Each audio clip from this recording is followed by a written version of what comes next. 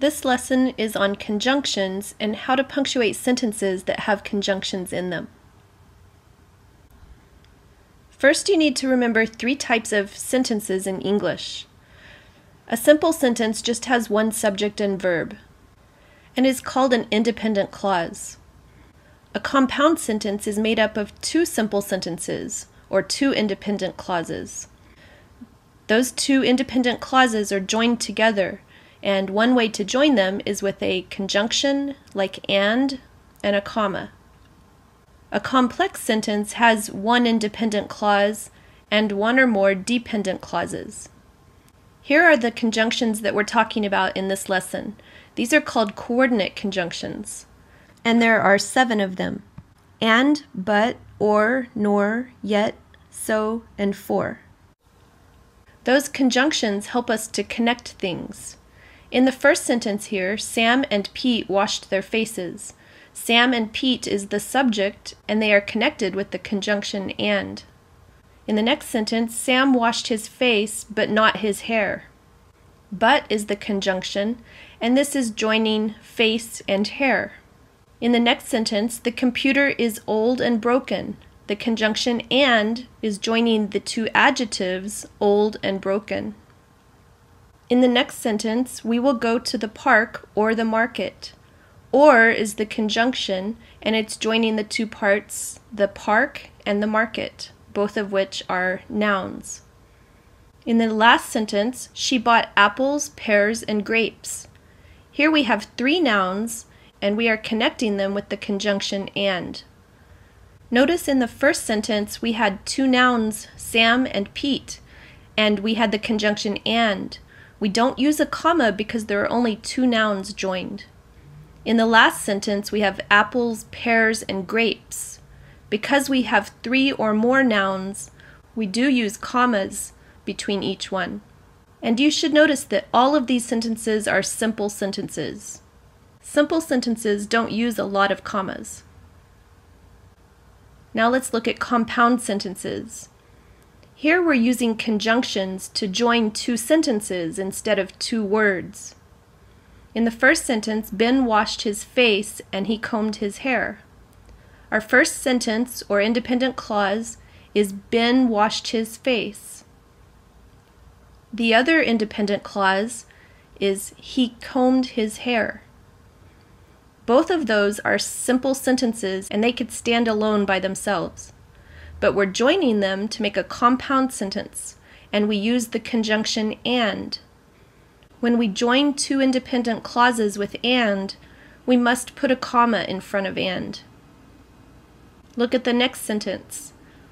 Again, we have 2 independent clauses. The first one, Jeff ate an apple. The other simple sentence is Alex ate a pizza. We're joining them with the conjunction but, so we must put a comma in front of but.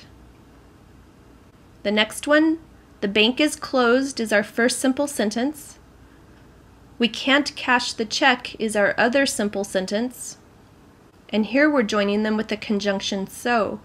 Again, we put a comma before that conjunction. And finally, there was no air conditioning is the first sentence. We were cool is the second sentence.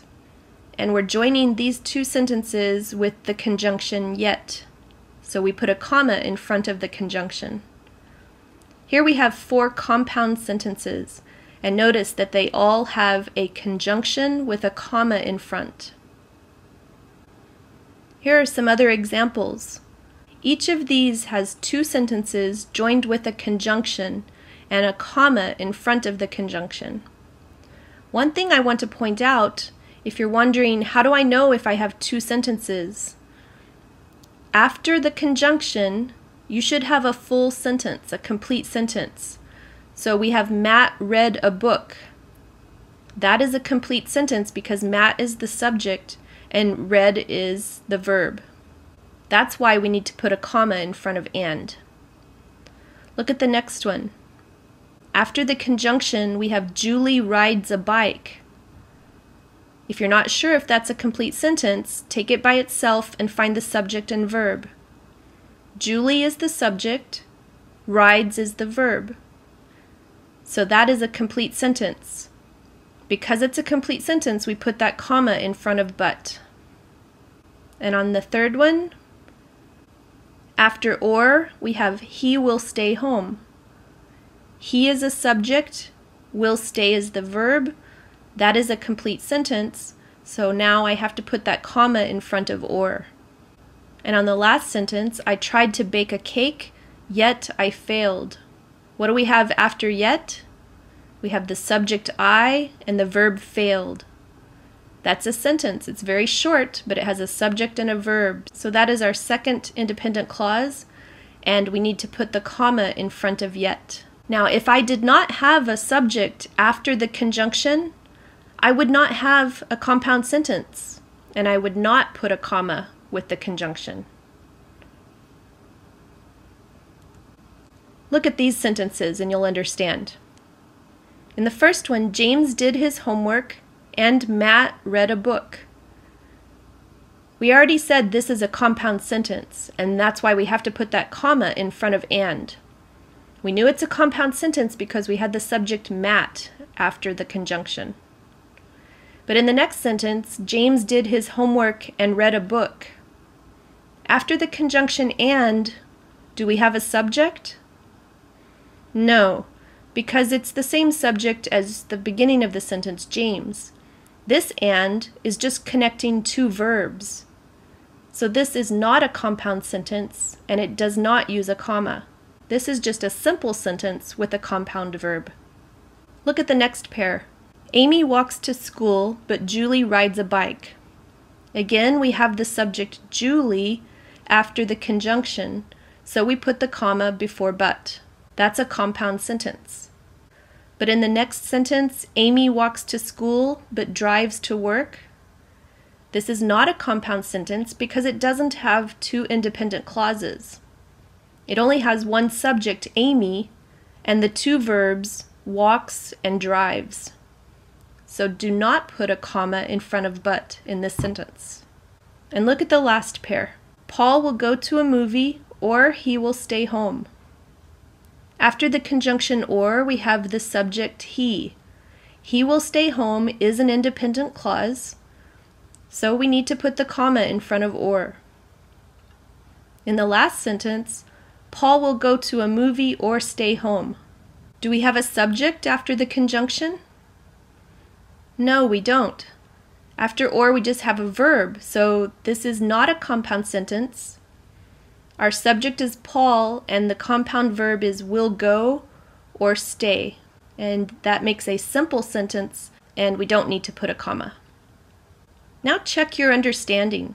Pause the video and decide if these sentences need to use a comma or not. Write them on your paper and put the comma in the correct place. Some of the sentences don't need any commas. Again, pause the video while you do this exercise. Check your answers now. You'll see the commas in red. Notice number 1 didn't use a comma because it just had a compound noun. It's a simple sentence with a compound noun. The second sentence used commas. It's a simple sentence, but remember, if we have a series of 3 items or more, we have to use commas. So we used them here. The third sentence does not use a comma. It does not have 2 sentences. If you look after and, there's no subject.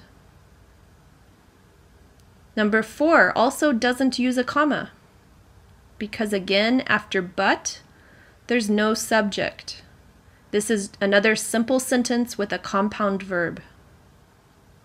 On the 5th sentence, there's still no comma because again, after the conjunction, there's no subject. There's no independent clause after that conjunction. This is just a simple sentence with a compound verb. The next sentence, we have a comma. We have the independent clause, the bus was late, and then after the conjunction, we have another independent clause. I decided to take a taxi to work. That's a complete sentence. It has a subject, I, so we do need to put a comma in front of the conjunction. The last 2 sentences also do not have commas. Did you get tricked on the last sentence? After the conjunction and, we had then, but then is not a subject, so you should not put a comma there. Let's review. Remember, you don't use commas when you have only 2 nouns, or only 2 verbs, or only 2 adjectives. You do use commas when you have a series with 3 or more items. So that could be 3 nouns, or 3 adjectives, or 5 verbs. Then you would use a comma. You would put a comma after each item. And you do use a comma when you have 2 simple sentences, we can call them 2 independent clauses, joined with a conjunction. That makes a compound sentence, and you do need a comma before the conjunction. Watch the video again or do some practice exercises.